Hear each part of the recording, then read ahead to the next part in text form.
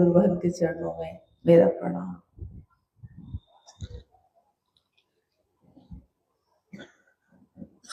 हम सबका सौभाग्य है कि आज अपने गुरु शिव के कार्य के निमित्त यात्रा के क्रम में कुशीनगर के इस स्थल पे आप सभी से मुलाकात हो रही है, भेंट हो रही है। महागुरु महादेव जिनको इस दुनिया ने अनेक उपाधियों से विभूषित किया है, जितने भी धरती का जितना भी कोना है, कण कण है उसका, आकाश है, क्षितिज है, चांद है, तारे हैं, यह धरती है, इस धरती के चर अचर सब के सब शिव ही है। परंतु उस शिव को इन आंखों से हम देख नहीं सके, कभी महसूस करते रहे, कभी देख न सके। हजारों साल का इतिहास जो उपलब्ध है वो बताता है कि शिव को कभी रुद्र मानकर, कभी तीनों लोकों का ईश्वर मानकर, कभी त्रयंबक के रूप में, कभी नटराज के रूप में, कभी महाकाल के रूप में, कभी महायोगेश्वर के रूप में दुनिया के लोगों ने पूजा है। जिसने जैसा जाना उसने वही नाम दे दिया। शिव तो एक ही है, हमारी दृष्टि उनको जैसा देखती है हम उनको वही नाम दे देते हैं। वो शिव एक ही है, हम शिव न हो पाए, वो शिव ही हमारे जैसा हो जाता है। दुनिया में ज्ञान की इतनी धारा आई, ज्ञान जिसके बारे में अभी थोड़ी देर पहले भी अनु भैया कह रहे थे अपनी चर्चा में कि रावण इतना बड़ा भक्त था, ज्ञान नहीं मांगा तो सब कुछ विनष्ट हो गया, सब विध्वंस हो गया। यानी अपने जीवन में एक इंसान को, खासकर इंसान को ज्ञान की जरूरत पड़ती है, हर काम के लिए पड़ती है। बच्चा जब पैदा होता है अपनी माँ को पहचानने के लिए भी उसको ज्ञान की जरूरत है। अगर उसका दिमाग काम नहीं करेगा तो वो अपने माता पिता को भी नहीं पहचानता। हर कदम पे ज्ञान की जरूरत पड़ती है। हम अपने से छोटों से भी ज्ञान लेते हैं।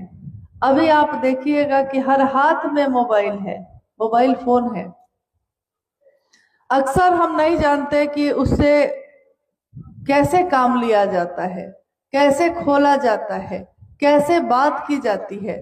तो हम अपने घर के बच्चों से भी पूछ लेते हैं, बउआ जरा बताओ कि फोन लगाना है कैसे लगाए, फोटो खींचना है कैसे खींचा जाता है।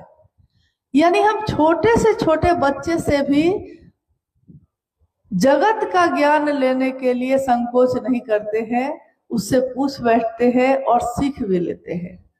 इससे में हमारा अहंकार आहत नहीं होता, हमारा अहंकार इससे घायल नहीं होता कि हम जगत की चीजों के लिए उम्र में किस स्तर का कोई है, लेकिन जैसे ही आध्यात्मिक ज्ञान की बात होती है तो हमारी आंखें आकलन करती हैं कि अरे ये बताएगा मुझको।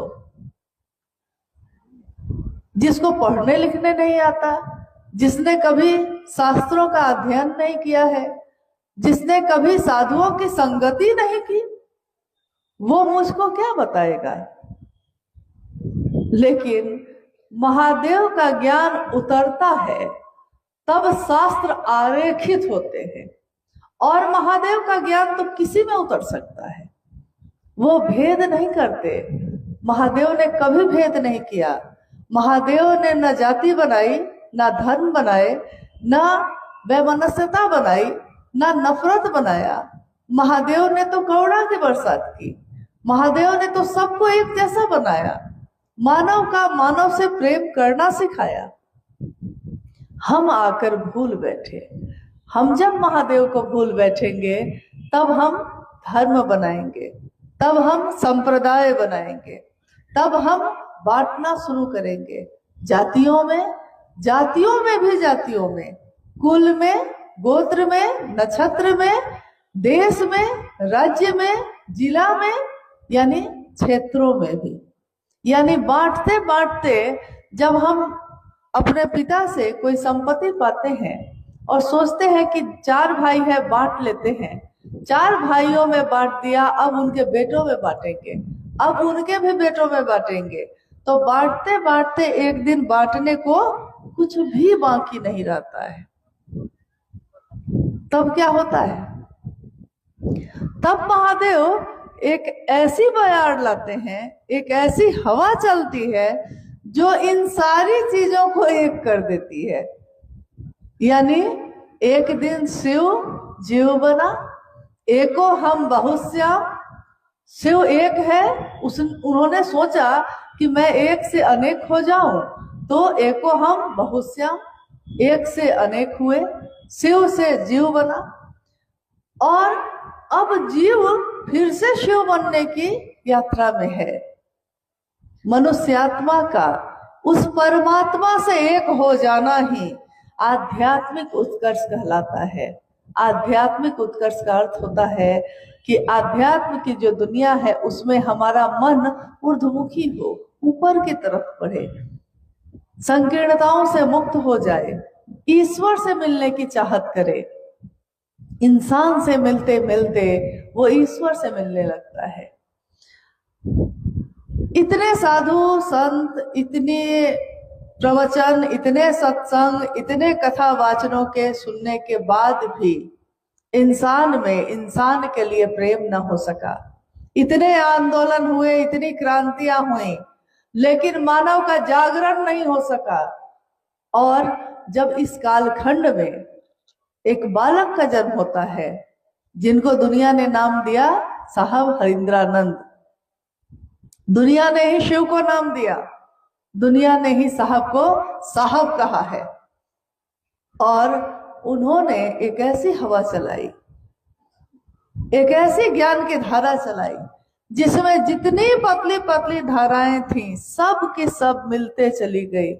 शिव का ज्ञान महासमुंदर है और दुनिया की सारी ज्ञान की धाराएं उसमें मिलती चली जाती हैं और वो शिव से जाकर मिल जाती है।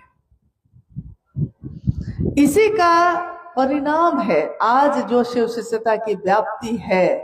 वो शिव शिष्यता की व्याप्ति, जब हम उसकी पृष्ठभूमि की बात करते हैं, जब हम उसकी व्याप्ति की बात करते हैं, जब हम उसके उद्देश्य की बात करते हैं, तो शिव शिष्यता की व्याप्ति में आपने थोड़ी देर पहले अलग अलग लोगों से या कभी भजन के माध्यम से ये सुना कि साहब हरिंद्रानंद जी इस दुनिया में उनका जन्म होता है सिवान जिले में, 31 अक्टूबर को होता है, 1948 साल चल रहा है और धीरे धीरे वो बड़े होते हैं।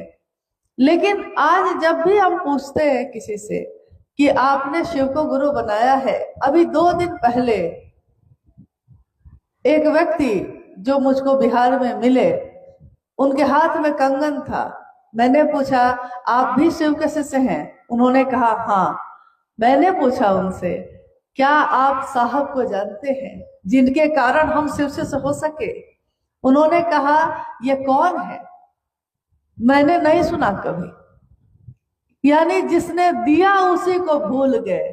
जैसे महादेव ने दिया तो महादेव को भूल गए और जब किसी ने महादेव से मिलवाया तो उसी को भूल गए, उसी के बारे में नहीं जानते। मुझको जानते हैं, आपको जानते हैं, अरे हम ही हम हैं तो क्या हम हैं, और तुम ही तुम हो तो क्या तुम हो। अगर वो उसको न जान सका जिसने शिव शिष्यता से मिलाया है, जिन्होंने जागरण किया है शिव शिष्यता का, व्यक्ति के मानसिक और आध्यात्मिक तल का, व्यक्ति के मानसिक मन के स्तर पे आज जागरण हुआ है। ये आध्यात्मिक तल पे, मन जब जगता है तो मन सूक्ष्म होता है। सूक्ष्माति सूक्ष्म सत्ता से मिलने के लिए सूक्ष्म चीजों से ही मिला जा सकता है। महादेव से मिलने के लिए भाव स्तर पे ही संपर्क हो सकता है। महादेव को गुरु बनाने के लिए विश्वास या अविश्वास दोनों चलेगा, परंतु अगर हम चाहते हैं जुड़ाव हो जाए, एक रिश्ता बन जाए, तो ये रिश्ता बनाने के लिए भाव जरूरी है। ये भाव होगा कैसे? क्योंकि अभी आपने लगातार सुना कि 3 सूत्रों के बारे में सुना। 3 सूत्र करते क्या है? ये 3 सूत्र हमको करना क्यों है? किसके कहने से कर रहे हैं और इसका परिणाम क्या होगा? थोड़ा आइए हम लोग उस पर रोशनी डालते हैं, जितना भर मेरा सामर्थ्य है, क्योंकि सामर्थ्य महादेव का असीम है, हमारी आपकी सीमा है। उसके आगे समझना होगा तो महादेव से ही संपर्क करना होगा। जितना भर हम लोगों ने साहब और दीदी से जाना है उतना भर बताने की कोशिश करते हैं। जब साहब ने देखा कि शिव जगा है और दुनिया सोई है, तो साहब के मन में एक आध्यात्मिक आह्लाद पैदा हुआ। आध्यात्मिक आह्लाद का अर्थ होता है जो दिल में पैदा हो, खुशी पैदा हो गई है दिल में, आह्लाद, आनंद। और इस आनंद में वो इतना डूब गए हैं कि वो चाहते हैं कि दुनिया का हर व्यक्ति इसमें डूब जाए। ये चाह रहे हैं साहब। चाहत देखिए क्या है, शिव के लिए शिव को चाहना, यह है चाहत उनकी। और जब आध्यात्मिक आह्लाद पैदा हुआ तो उन्होंने देखा कि दुनिया के लोग तो महादेव के लिए सोए हुए हैं, लोगों के दिल में महादेव है, महादेव का बीज है, परंतु वो बीज चुपचाप एक कोने में पड़ा हुआ है। सबके दिल में भाव प्रकट है, लेकिन किसके लिए? सबके दिल के भाव प्रकट है मेरा पति, मेरी पत्नी। पति का भाव है, पत्नी का भाव है। मेरी माँ, मेरे पिता, यहाँ पुत्र का भाव है, पुत्री का भाव है। मेरा भाई, बहन का या भाई का भाव प्रकट है। दुश्मन, मेरा दुश्मन, दुश्मन का भाव भी प्रकट है। मेरा मित्र है, मित्रता का भाव भी प्रकट है। तो साहब श्री देख रहे हैं कि ये इंसान जो है, इंसानों की ये जो दुनिया है, इसमें दुनिया के, जगत के सारे भाव प्रकट हैं, परंतु शिव के लिए कोई भाव प्रकट नहीं है। तो उन्होंने देखा कि आखिर ये शिव का भाव कहाँ छिप के बैठा है जो प्रकट नहीं हो रहा। उन्होंने अपने जीवन की अनुभूति से, जिसमें सिंहेश्वर मधेपुरा में महादेव ने मात्र उनके इतना कहने से कि बुढ़ऊ इज्जत रखी है, प्रसाद ग्रहण कर लिया, तो साहब ने कहा कि महादेव की दया ही सब कुछ है। उन्होंने अपने जीवन के 1974 में जब उन्होंने शिव को गुरु माना, उस समय से लेकर 1986-82 तक में जो चीजें घटित हुई थी देखा था, उस आधार पर उन्होंने कहा कि सब कुछ किया जा सकता है, परंतु अगर आप दुनिया की मदद करना चाहते हैं, अगर आप लोगों का कल्याण करना चाहते हैं, अपना भी दूसरों का भी, तो इसमें शिव मदद करते हैं, बहुत ज्यादा मदद करते हैं। तो उन्होंने पहला सूत्र बनाया। पहला सूत्र क्या है? सबको ही को पता है। पहला सूत्र क्या है जिसमें हम क्या बोलते हैं? मन ही मन अपने गुरु शिव से हम बोलते हैं। क्या बोलते हैं? दया मांगना बोलते हैं, बस इतना ही बोलते हैं। कभी भी पूरी की पूरी बात सुनिए, कभी भी पूरी बात समझिए। पहले सूत्र में हम क्या बोलते हैं? बोलिए आप लोग, क्या बोलते हैं? मन ही मन की बात हो रही है। तो मन ही मन हम कहते हैं, हे शिव, आप मेरे गुरु हैं, मैं आपका शिष्य हूं, मुझ शिष्य पर दया कर दीजिए, यही कहते हैं। हे शिव आप मेरे गुरु हैं। आप किसके हैं? दुनिया के हैं, जगत गुरु हैं, महागुरु हैं, गुरुओं के गुरु हैं। परंतु हे शिव आप मेरे गुरु हैं। यहां अब दुनिया नहीं है। कौन है? मैं। और कौन है? मेरे गुरु। तो मैं और मेरे गुरु, मैं अपने गुरु शिव से ये कह रही हूं, हे शिव आप मेरे गुरु हैं, मैं आपका शिष्य हूं। ये मैं जो है, ये मैं कौन है? साहब ने कहा कि अगर आपके दोनों हाथ बदल दिए जाए, आपके शरीर का अंग प्रत्यंग बदल दिया जाए, आंखें बदल दी जाए, किडनी बदल दिया जाए, दिल बदल दिया जाए, तब भी आप रहिएगा कि नहीं? उन्होंने पूछा तो सबने कहा रहेंगे। साहब ने कहा कि ये जो कहता है मैं हूं, रहूंगा, ये कौन है? क्या ये शरीर है? क्या ये आकार है? क्या ये मूर्ति बोल रही है? क्या ये तस्वीर बोल रही है? या कोई इंसान का शरीर बोल रहा है?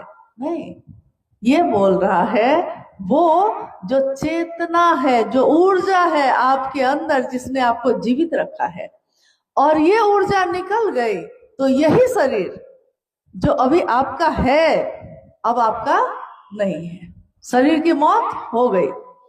यानी ये जो बोलता है मैं, तो जब हम पहले सूत्र में कहते हैं मैं आपका शिष्य हूं, तो क्या ये शरीर उनका शिष्य है? कि मेरे अंदर की जो चेतना है वो कह रही है हे शिव मैं आपका शिष्य हूं, मुझ शिष्य पर दया कर दीजिए, मुझ शिष्य पर दया करिए। यह कौन है? मैं जो शिष्य हूं। लेकिन मैं तो धरती पे और भी बहुत कुछ हूं। मैं किसी की बेटी भी हूं, मैं किसी की बहू हूं, मैं किसी की बहन, किसी की मित्र, किसी की पत्नी, किसी की भाभी, किसी की चाची, न जाने क्या क्या हूं, बहुत कुछ हूं। लेकिन यहां मैंने शब्द का प्रयोग ये नहीं किया है। मैंने नहीं कहा है कि मैं अमुक व्यक्ति की बेटी हूं, मुझ पे दया कर दीजिए। मैंने कहा है हे शिव आप मेरे गुरु हैं, मैं आपका शिष्य हूं, मुझ शिष्य पर दया करिए। यानी यहाँ एक रिश्ता मैंने बनाया है शिव से सीधे, और कहा है कि मैं आपकी शिष्य हूं। ये जो कह रहा है मैं हूं आपका शिष्य, ये वो चेतना है, वो अंश है जो शिव का ही है, लेकिन दुनिया में अलग अलग दिख रहा है। कोई इसमें है, कोई इसमें है, कोई इसमें है। जैसे कोई चांदी का दिया है, कोई सोने का दिया है, कोई मिट्टी का दिया है, और अगर तीनों दिया को ढक दे और पूछे आपसे कि इन तीनों की रोशनी को सिर्फ देखिए और रोशनी को देखकर बताइए कि दिया चांदी का है, सोना का है कि मिट्टी का है, तो आप कैसे बताइएगा? दिया यानी शरीर अलग अलग हो सकता है, परंतु उसकी रोशनी, उसकी चेतना, उसकी ऊर्जा एक ही है, जो शिव से निकली है और शिव में मिलेगी। तो स्वस्फूर्त जागरण के लिए पहला सूत्र है स्वस्फूर्त जागरण। यानी मेरे दिल में किन लोगों के लिए है ये पहला सूत्र किन लोगों के लिए है? शिष्यानुभूति ये कहती है, साहब की लिखी हुई 1990 की पुस्तक कहती है कि शिव के शिष्य बनने के लिए जो जिज्ञासु हैं, जो चाहते हैं कि मैं शिव का शिष्य बनूं, या जो शिव के शिष्य हैं, उन लोगों के लिए स्वस्फूर्त जागरण के लिए मेरे दिल में, मेरे मन में शिव का जो बिया है, लेकिन वो भाव प्रकट नहीं है, ये भाव प्रकट हो जाए, इसके लिए पहला सूत्र है। तो जब हम मन में बार बार ये कहते हैं तो एक दिन क्या होता है, मन पे निशान पड़ता है। जैसा अभी अनु भैया आपको कह रहे थे कि कुएं के मुंडेर पे एक नाजुक सी रस्सी, पतली सी रस्सी, रसरी आवत जात है, सिल पे परत निशान। रसरी पतली सी है, आई है और गई है, पत्थर तो कठोर है, सबसे कठोर तत्व है, लेकिन निशान किसका पड़ा, पत्थर का कि रस्सी का? रस्सी का, क्योंकि वो बार बार आई है और गई है, बार बार फेरा गया है उसको। तो जिस तरह उस मन पे हम बार बार ये कहते हैं, यीशु आप मेरे गुरु हैं, मैं आपका शिष्य हूं, मुझ शिष्य पे दया कीजिए, मन से, मन की गति बहुत तेज है, बहुत तेज। सबसे तेज गति दुनिया में किसकी है? मन की। अभी हम बैठे हैं यहाँ, और अभी अगर हम जाना चाहे अमेरिका, जा पाइएगा कि नहीं? मन से तो चले जाइएगा। मन को पासपोर्ट की जरूरत है? मन को गाड़ी और हवाई जहाज की जरूरत है? मन तो उन्मुक्त है, क्योंकि मन क्या है? सूक्ष्म है। सूक्ष्म चीजें किसी बंधन से नहीं बंधती हैं, शरीर बंधन में है, मन नहीं है। तो मन से हम कहीं भी जा सकते हैं। तो जिस तरह इस मन से हम कुशीनगर से सिवान जा सकते हैं, हम कुशीनगर से छपरा जा सकते हैं, हम कुशीनगर से गोपालगंज जा सकते हैं, उसी तरह इसी मन से हम कुशीनगर में बैठे बैठे महादेव के पास भी जा सकते हैं, हम अपने साहब दीदी से भी मिल सकते हैं। बस मन ही साधन है, मन ही साधन है। तो इसका परिणाम, पहले सूत्र का परिणाम क्या है? उसका परिणाम, उसका रिजल्ट ये है कि मेरे मन में क्या होता है? शिव का भाव, शिव के शिष्य का भाव क्या हुआ? अब प्रकट हो गया। प्रकट हो गया, इससे पहले तो नहीं था प्रकट। जब प्रकट हो गया तब हम कर रहे हैं शिव की बात, यानी शिव की चर्चा। दूसरा सूत्र, गुरु आदेशित कर्म। 1986 में बेगूसराय की धरती पे साहब के मन ने सुना था उस आवाज को। उन्होंने कहा कि कान सुनते हैं, लेकिन मैंने तो, मेरे मन ने सुना है। क्या? कि जो तुम करते हो तुम दूसरों को करने के लिए नहीं कहते। और एक लंबी बातचीत चलती है, उसका परिणाम है दूसरा सूत्र, गुरु का आदेश। गुरु आदेशित कर्म। गुरु का आदेश ही शिष्यों के जीवन की आधार भूमि है, शिष्य का जीवन ही है उस पे। गुरु ने जो आदेश दिया है वही शिष्य का धर्म भी है, वही शिष्य का कर्म भी है। गुरु आदेशित कितने उदाहरण हैं, कितनी कहानियां, कितनी कथाएं हैं।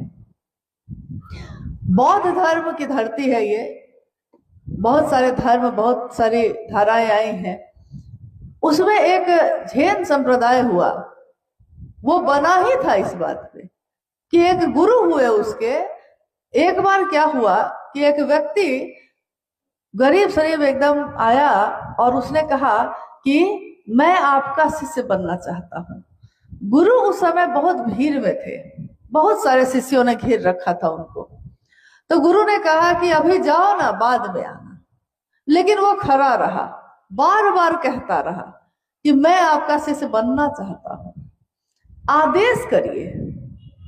अंत में गुरु ने थक कर सोचा कि पीछा तो छोड़ेगा नहीं, तो उन्होंने कहा कि ऐसा करो कि जाओ, उस आंगन में धान रखा हुआ है, धान कुटो। शिष्य चला गया और आश्रम बड़ा था, काफी शिष्य थे। तो इतनी भीड़ भाड़ में फिर गुरु को याद ही नहीं आई उस शिष्य की। कुछ बरस बीत गए और गुरु अब वृद्ध हो गए, तो उन्होंने सारे शिष्यों को बुलाया और कहा कि मैंने आज तक तुमको जो पढ़ाया है, सिखाया है, उसमें से सबसे सुंदर चीज जो तुमने सीखी है वो इस बोर्ड पे लिखो। सारे शिष्य आकर जिसके मन में जो चीज सबसे ज्यादा भारी थी लिखने लगे। जब सारे लोग लिख चुके, गुरु ने पूछा कि सारे शिष्य लिख चुके, कोई बचा तो नहीं, कोई छूट तो नहीं गया? तो एक शिष्य ने कहा कि एक छूटा हुआ है। कौन? तो जी कुछ बरस पहले आया था, तो आपने उसको कहा था धान कूटो जाकर, और वो आज भी धान कूट रहा है। उसको बुलाया गया तो उसको भी कहा गया कि तुमने आज तक जो सीखा है वो इस पे लिखो। इतने शास्त्र पढ़े गए, इतनी किताबें पढ़ी गई, इतने ग्रंथ का ज्ञान अर्जित किया गया, तुमने क्या पढ़ा है, तुमने जो पढ़ा है जरा लिखो। उस शिष्य ने कहा कि जी मैंने तो धान कुटने के अलावा कुछ किया ही नहीं, मैंने तो सुना ही नहीं, देखा ही नहीं कुछ और, कि और लोग क्या कहते हैं या क्या सुनते हैं, इसलिए मैं तो अनपढ़ गंवार हूं, मैं क्या लिखूंगा। मैंने तो इसके सिवा और कुछ जाना ही नहीं कि गुरु ने जो आदेश दिया वही करना है। और उसने धान कुटो ही लिखा, गुरु का आदेश लिखा, गुरु का आदेश जो है वो लिखा। उस नाम पे ही वो पूरा संप्रदाय बन गया और गुरु के गद्दी पे भी वही बैठा, जबकि सब बड़े ज्ञानी ज्ञानी थे।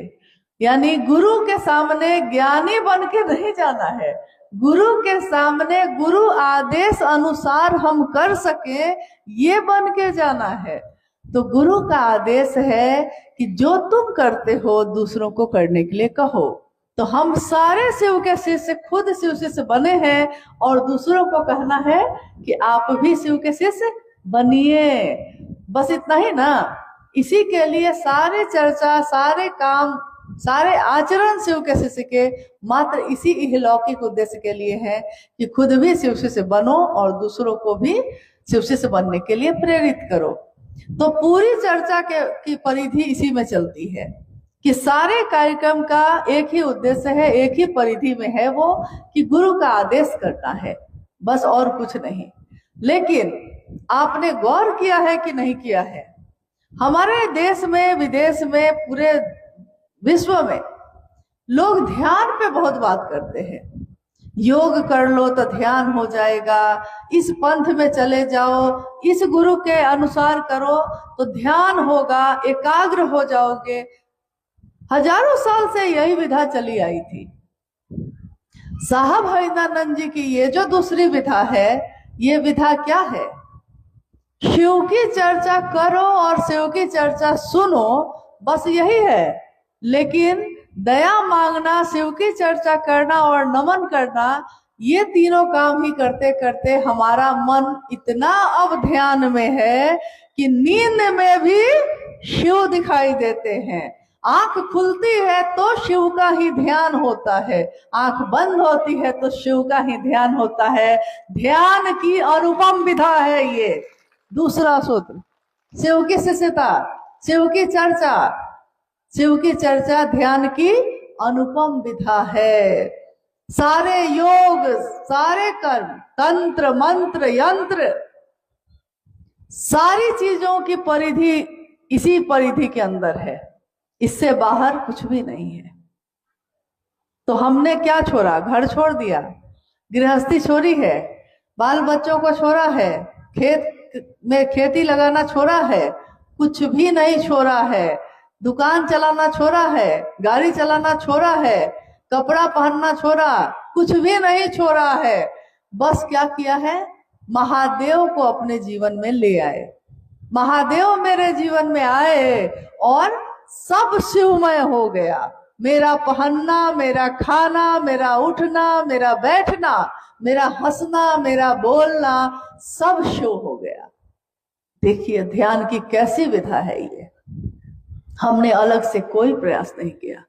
ये कब हो गया? जैसे हमारा बच्चा ही हमारी आंखों के सामने बड़ा होता है और हमको पता नहीं चलता है।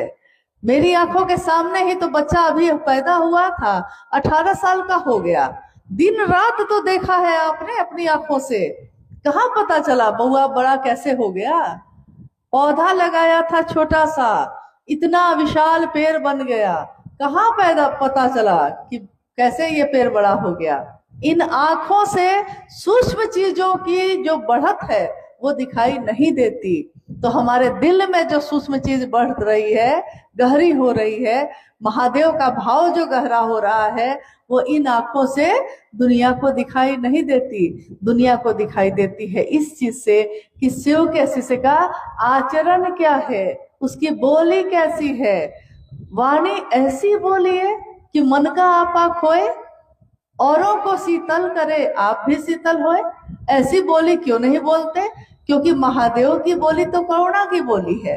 गुरु अपने शिष्य को अपने जैसा बनाते हैं, तो जब शिव गुरु होंगे तो शिष्यों को क्या बनाएंगे? अपने जैसा बनाएंगे।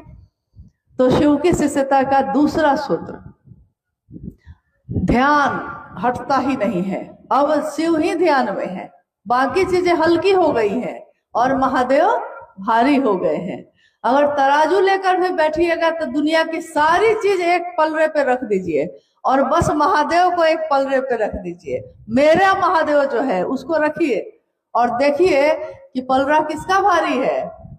किसका भारी है? महादेव का। हाँ। तीसरा सूत्र यानी महादेव को प्रणाम करना, ये हम क्यों करते हैं? शिष्यता के भावांतरण के लिए तीसरा सूत्र है। शिष्यता का भावांतरण, भावांतरण का अर्थ होता है ये बात जो अभी तक मेरे विचार में थी, ये विचार, ये जो हमको सूचना मिली है कि शिव गुरु हैं, हम भी बन सकते हैं, ये विचार है, टूट सकते हैं। परंतु अगर ये टिका रह गया, अगर विचार एक ही दिशा में घनीभूत होते रहे, अगर विचार एक ही दिशा में एकाग्र होता रहा, चलता रहा लगातार, तो वो भाव में बदल जाता है। भाव भी अगर गहरा होता गया तो प्रेम में बदल जाता है। विचार, भाव, प्रेम तीनों मन की ही अवस्था है। जैसे पानी की अवस्था होती है वाष्प, भाप, पानी और बर्फ, पानी की ही अवस्था है, वैसे ही मन की अवस्था है विचार, भाव और प्रेम। जब यह प्रेम में बदल जाए, इसके लिए शिष्यता के भावांतरण के लिए विचार घनीभूत होकर भाव बन जाए, मेरा शिष्य भाव बन जाए, इसके लिए महादेव को बार बार प्रणाम करिए। प्रणाम का अर्थ ही होता है अपने शरीर को, अपने मन को झुकाना। प्रणाम कैसे करते हैं हम लोग? या तो पांव छू के करते हैं, या तो हाथ जोड़ के करते हैं, या तो पूरा साष्टांग लेट कर करते हैं। तो जब हम प्रणाम करने के लिए जाते हैं, चाहे किसी विधि से करें, हमारा शरीर भी झुकता है और उसके साथ अगर मन नहीं झुका तो प्रणाम करने का कोई अर्थ नहीं है। क्योंकि अक्सर हम लोगों को प्रणाम करते हैं, लेकिन जब वो चले जाते हैं सामने से तो तुरंत ही उनकी शिकायत शुरू कर देते हैं कि बहुत दुष्ट आदमी है। तो दूसरा पूछता है क्यों प्रणाम किए थे तब? अरे गांव के चाचा हैं, करना पड़ता है।